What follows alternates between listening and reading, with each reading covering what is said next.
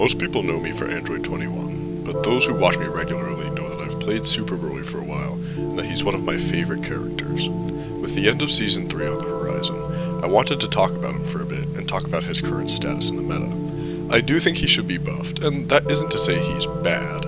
He's an excellent character, but he has been power crept, and his niche, a high damage, conditioning focused grappler, is now being filled by characters who don't struggle with the same weaknesses as him. Essentially, if you're using him, he either synchronizes particularly well with your team, or you're using him because you like him. Otherwise, there are better, if not easier options for extreme damage. Z-Broly, Ultra Instinct Goku, Base Goku, Blue Goku, Master Roshi, Blue Vegeta, Cell, and the newly released Baby Vegeta, and even in some situations, characters like Janemba. There's a lot of high damage characters in this game, so being high damage in and of itself isn't as much of a perk as it used to be back in Season 2 and early Season 3. Now, I know there are characters that need help more urgently than DBS Broly. Frieza, Goku Black, Zamasu, Frieza, Blue Gogeta, Nappa, Frieza, Videl, Super Saiyan Goku, and somebody please help Frieza. But I think power creep is a very relevant issue in a game like Dragon Ball FighterZ, where everyone is homogenized, and I think DBS Broly is a great example of what happens to a strong character when they don't evolve alongside everyone else. So I have two tiers to talk about. The first is buffs that are important, but not necessarily something that is a significant critical problem for them. Almost every character has some of these quirky little weaknesses, but having less of them would surely help Super Broly. The second tier is things that need to be addressed. They should be the first in line in anything that ArcSys considers when they think about buffing this character. So, let's get started in Tier 1. First thing I'd like to talk about is S Broly's 2H. Like many of S Broly's buttons, it's fairly slow, but large. But it has an issue in that it moves a good bit forward, and that forward movement means that if someone were to super dash, or come down from the air with a button right over Broly's head, he would not be able to defend himself reliably. Sometimes the super dash will go behind him as he moves forward, and then S Broly will be left at a horrendous amount of minus frames on whiff for trying to anti-air and air attack, allowing the opponent to punish Broly with virtually any starter of their choosing. So, I think the potential fixes here are simple. Either reduce how far Broly steps forward on 2H, or allow his hitbox to cover his backside a little, so that Broly can anti-air more effectively. Speaking of his H buttons, let's talk about his 5H. In S Broly's pressure, almost every move has a niche. 2L is his 6 frame, 5M, 5H, and 2-6L are his anti-reflex. 2 and 4X is his primary grab option, 5S is used for RPS in the corner and spacing mid-screen, 2-6L and 2-6S are safe enders, with the former being true in a block string, and the latter being an auto frame trap option. 5H also has another purpose, which is to call out reversal options such as DBs and super dashes. Common ways of beating Broly's grab, even with a late reaction.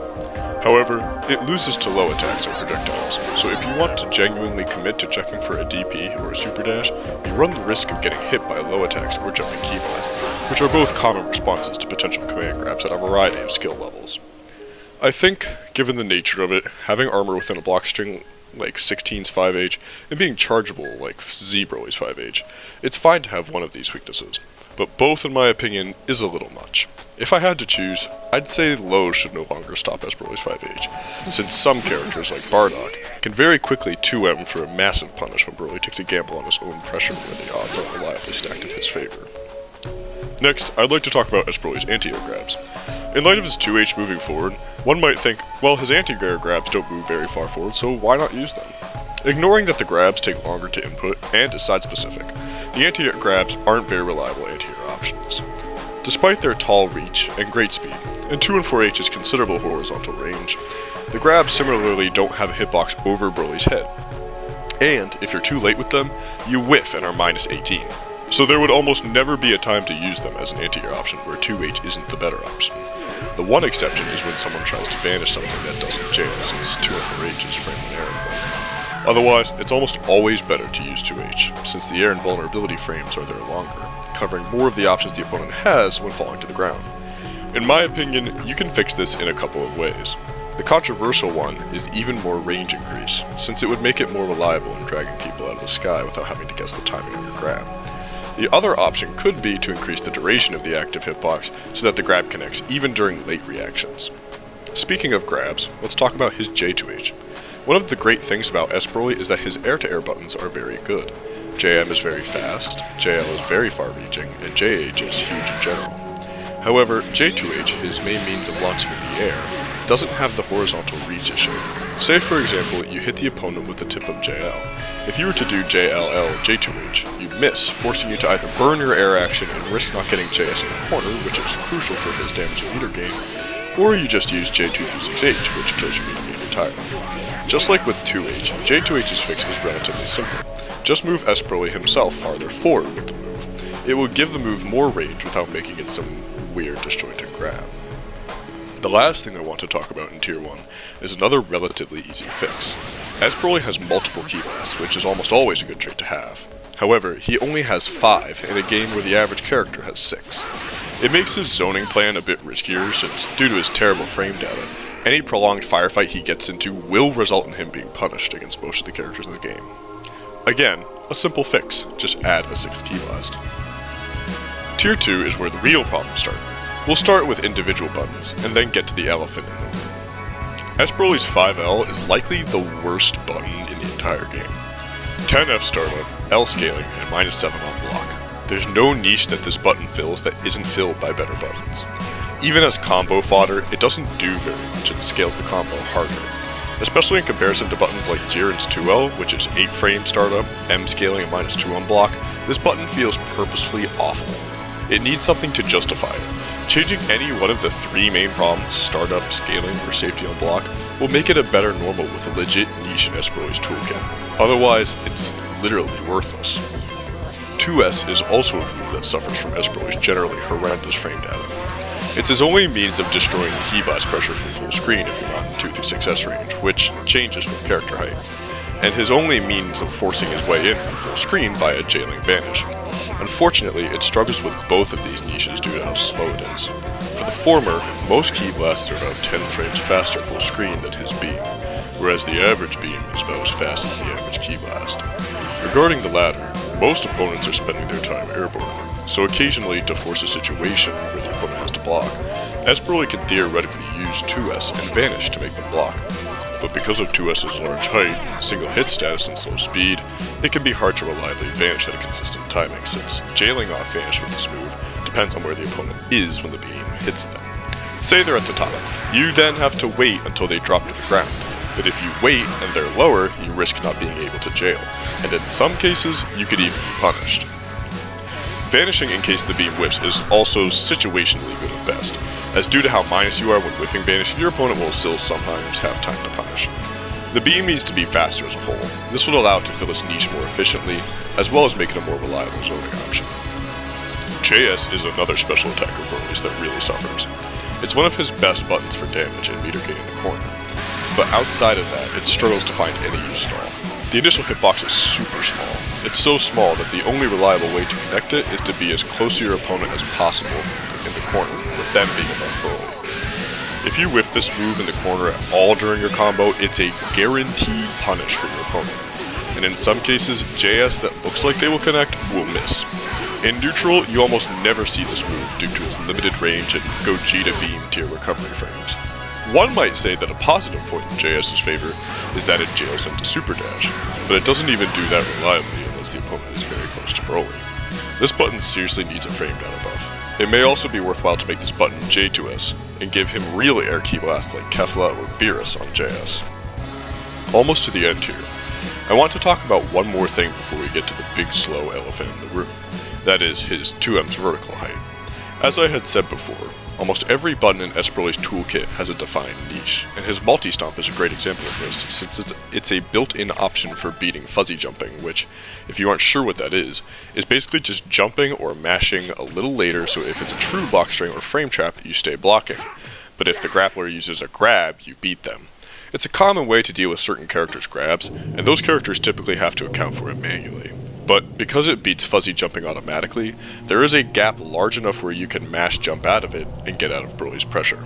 Personally, though I think it's fine for the ability to jump during the multi-stomp, I don't think being able to escape Broly's pressure is appropriate, since many characters can simply jump back with a delayed JS and immediately punish him for checking for a different kind of mash. A larger hitbox next to Broly, but not towards the outer regions of 2M's range, would make his 2M even better at its niche, and also allow Broly better punishes and more damaging combo game. Making the hitbox next to him as tall as the hitbox next to Cooler's is on his 6H would be ideal, and make the button stronger for its intended purpose overall. Last part of the video, let's talk about the biggest problem, Broly's frame data. By design, the whole point of Broly's frame data is that every normal he has auto-ticks into grab. This idea is good on paper, but in practice, it's given S. Broly a wide host of problems, many of which I've covered in this very video. It's because of his bad frame data that the forward momentum from 2H poses such a problem. It's because of his frame data that 6H is almost never used outside of combos. His frame data causes him to get punished in every Key Blast firefight. His frame data is why 5L is bad, it's why 2S is bad, and it's why JS is bad. But what's really the worst outcome of this is that Broly has no truly safe buttons on block. In higher levels, -7 or -8 isn't so bad because your opponent will consider the possibility of frame traps, so they might not mash right away. But lacking the option to safely go to blocking at all is risky, especially against people who don't want to block at all and will do anything to get out, because there's nothing safe he can end on other than his specials, which give up his turn. This problem gets exacerbated even further against any character with a DP or 3 bars.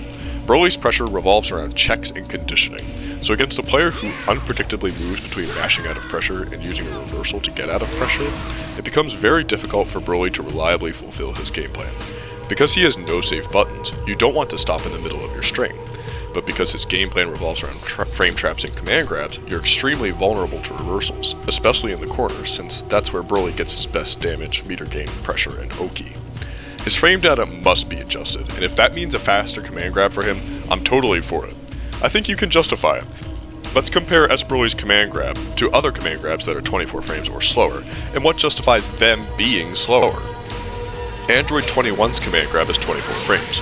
Any combo it leads into does terrible damage, but it's justified in having very long range for a grab and for giving her a steal, which can help her with whatever she desires.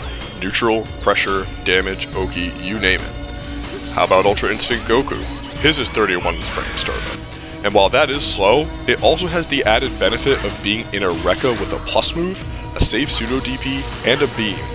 So an option that explicitly counters grab risks losing to any of the other 3 options. The safest thing is to jump, which still loses to the plus move, but then you can't punish UI's grab. Gogeta. Lord knows this character needs some help, but his grab is 24 frames at point blank. It, however, is justified by being usable at full screen, making it useful for people scared to approach or to try and zone too frequently. Android 18's grab is 30 frame startup, but it's justified by her incredible mix-up game being her actual game plan, and the grab is something to throw in for someone who's looking for the next high-low instead of something as quiet as her grab. And then we get to this guy, Z Broly. Z Broly justifies his 24 frame command grab by having a hit of armor on his, allowing him to get the grab even if the opponent reacts with a late mash. Comparing these 2 grabs in particular, it makes no sense for S Broly's to be as slow as Z Broly's. They have the same frame data properties. S Broly's command grab leads to either less damage than Z Broly's, or barely more depending on the circumstances. Take for example their optimal corner rounds. If both are allowed to spend a bar for Oki, S Broly only beats Z Broly by 19 damage, and it's because he uses a super as opposed to Vanish Dragon Rush. S Broly's command grab's only justification is damage, but there are plenty of characters who do his damage off grabs and have more to accommodate a slow grab. If you give him a faster command grab, I don't think that would be such a bad thing given his whole pressure plan revolves around it. If Arxis keeps to the design philosophy of making all of his buttons auto-tick into grab, and they focus that game plan around a 22 frame or even a 20 frame grab, that would mean they buff the rest of Broly's frame data and help out a lot of his problems in doing so. He certainly wouldn't be suffering nearly as much from said problems as he is now. It would absolutely give him a safe button or 2 for sure. If I had to choose, making 5L or 5S safe would be great. So that's about it. As I said at the start of the video, I don't think S Broly is bad. I wouldn't even say that all of these ideas need to be implemented save for the frame data one. But if Arxis were to address some of the issues, I think it would go a long way. Certainly we'd see him for longer than he appeared at national championships. Let me know what you guys think. What do you think of Super Broly? Do you think he needs buffs? And if so, how would you buff him? Let me know in the comments, follow me on Twitter and Twitch, stay safe, and have a wonderful rest of your day.